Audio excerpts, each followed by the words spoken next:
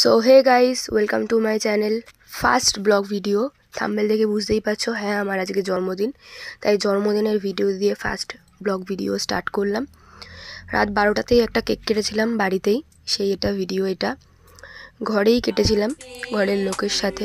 আরও দুটো কেক কেটেছিলাম, বাট এটা পরের দিন। কিন্তু আজকে আমার জন্মদিন নয়, আমার 14 মার্চ ছিল। তো সকালবেলায় পুজো দেওয়া শুরু করেছি। এই মন্দিরে প্রথমে পুজো দিলাম, তারপরে চলে গেলাম এই মন্দিরে। এখানে অনেকক্ষণ পুজো দিলাম, অঞ্জলি দিলাম। এখানে খুব ভালো লাগে আমার।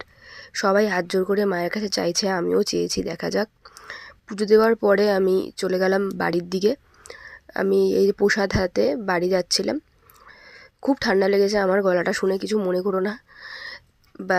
বাড়ি যাওয়ার সময় একটা ভিডিও করেছি, বাবা প্রচণ্ড রোদ্দুর, বলছি বাড়ি গিয়ে কথা হবে। মা আর আমি বেরিয়ে পড়েছি স্কুটি নিয়ে। মাকে বলিনি কোথায় যাচ্ছি, মা বলছিল না, আমায় জিজ্ঞেস করছে কোথায় যাচ্ছিস। তো মা আর আমি চলে এসেছি একটু লাঞ্চ করতে, খেতে। তো অর্ডার দিয়ে বসেছিলাম, মা আমার ফটো তুলছে, আমি মায়ের ভিডিও করছি। এখানে খেতে এসেছিলাম, জায়গাটা ভালো, নিয়ারেস্ট। এইটা আমি ভেবেছিলাম গাছকৌটো, না এটা নুনদানি, বেশ ইউনিক এটা। তারপরে ওরা আমার বার্থডে শুনে এখান থেকে ওরা একটা আশীর্বাদ টাইপ কিছু করলো। না, এটা আইবুড়ো ভাত নয়, এটা জন্মদিনের। আমি তো ভাবছিলাম আইবুড়ো ভাতই দিয়ে দেবে, লোকগুলো আমার সেটাই ভাবছিলো, পিছনের লোকগুলো হাঁ করে তাকিয়ে আছে। তো ওরা আশীর্বাদ করলো। তারপরে একটা জিনিস খুব ভালো লেগেছে, ওরা পায়েস দিয়েছে, সেটার টাকা আমার থেকে নেয়নি।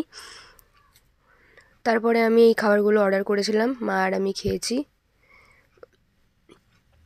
খাবারগুলো খাওয়ার পরে এবার টাকা দেওয়ার পালা।